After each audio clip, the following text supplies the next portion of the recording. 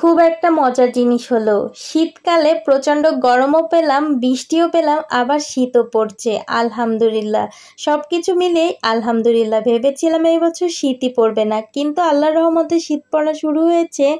আর এই তো সকাল দুপুর মিলিয়ে কি কি রান্না বাড়া করেছি সেই সব কিছুই নিয়ে থাকছে আজকের ভিডিও। সো হ্যালো এভরিওয়ান, আসসালামু আলাইকুম, কেমন আছেন সবাই? এই তো সকালে রান্না বাড়া থেকে আজকের ভিডিওটা শুরু করেছি। আজকে সকালবেলা হচ্ছে ভর্তা ভাত রান্না করেছি, আর সঙ্গে একটু ডিম ভাজি করব। তো আপনাদের ভাইয়া চীনা হাঁসের ডিম নিয়ে এসেছে। চীনা হাঁসের ডিম খেতে কিন্তু তেমন একটা টেস্ট লাগে না, তারপরও আপনাদের ভাইয়া কখনোই চীনা হাঁসের ডিম ভাজি খায়নি। এজন্য চেষ্টা করলাম একটু ভালো করে তাকে ভাজি করে খাওয়ানোর। তো আলু কুচি দিয়েছি, বেশি করে পেঁয়াজ, কাঁচামরিচ আর একটু আস্ত জিরা দিয়েছি, দিয়ে সুন্দর মতো হাত দিয়ে মেখে তারপর ডিম ভেঙে সুন্দর মতো ফেটিয়ে নিয়েছি। এখন একে একে ডিমগুলো সব ভাজি করে নিয়েছি। তারপর সকালের খাওয়া দাওয়া শেষ করে যাই হোক আবারও রান্নাঘরে চলে এসেছি দুপুরে রান্না করার জন্য। আর আজকে দুপুরে হচ্ছে আপনাদের ভাইয়ার পছন্দের কচু দিয়ে মাংস রান্না করব। সে সবসময় কচু পেলেই তার ইচ্ছা করে মাংস দিয়ে খাওয়ার জন্য। আর কচু রান্না করব যেহেতু, কচুতে তো প্রচুর গ্যাস হবে, এজন্য চিন্তা করছি ঠান্ডা কোনো তরকারি তার সাথে রান্না করার। তো লাউ ছিল ঘরে, ভাবলাম লাউ দিয়েই একটা তরকারি রান্না করি। এরপর আবার চিন্তা করছি লাউটা ভাজি করব নাকি রান্না করব, মানে এটা নিয়েই কনফিউশনে পড়ে গেছি। তারপর চিন্তা করলাম আগে দুটো অংশই ছিলে সুন্দর মতো পরিষ্কার করে ধুয়ে নিই, তারপর কি করব পরে দেখা যাবে। ছিলতে ছিলতে মনে হলো যেহেতু মাংস রান্না করছি সেহেতু ভাজিই করে ফেলি লাউটা। এইদিকে আবার কচুতে লবণ দিয়ে সেদ্ধ করতে বসিয়ে দিচ্ছি। মানে রান্নাঘরে আসলে সবসময় চিন্তা করি কোন কাজটা আগে করলে খুব ঝটপট করে হয়ে যাবে। যাই হোক মশলাটা রেডি করে নিয়েছি। এখন এই তো মাংসটা সুন্দর মতো ধুয়ে পরিষ্কার করে নিয়েছি। আর এই তো আজকে হচ্ছে মাংস রান্না করব কচু দিয়ে।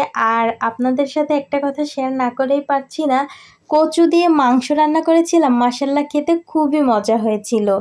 তাই হচ্ছে কিভাবে রান্না করেছি সেটা একটু বলি।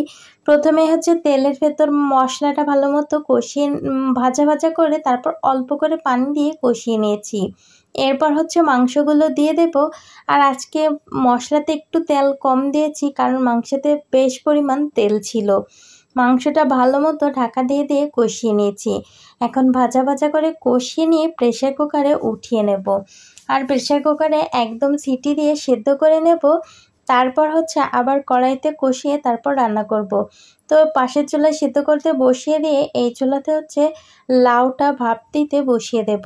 আর লাউ ভাপ দেওয়ার জন্য কিন্তু শুধু লবণ, হলুদ আর কাঁচামরিচই দেব, তাছাড়া আর কোনো কিছুই দেব না।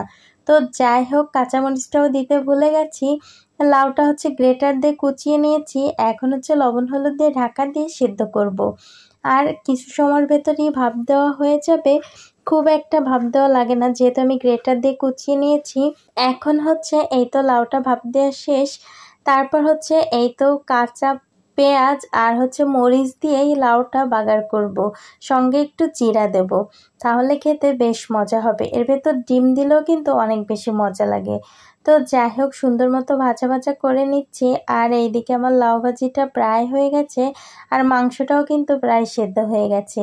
তারপর এই তো কড়াইটা ঢেলে নিয়েছি, এখন সুন্দর মতো কষিয়ে রান্না করব।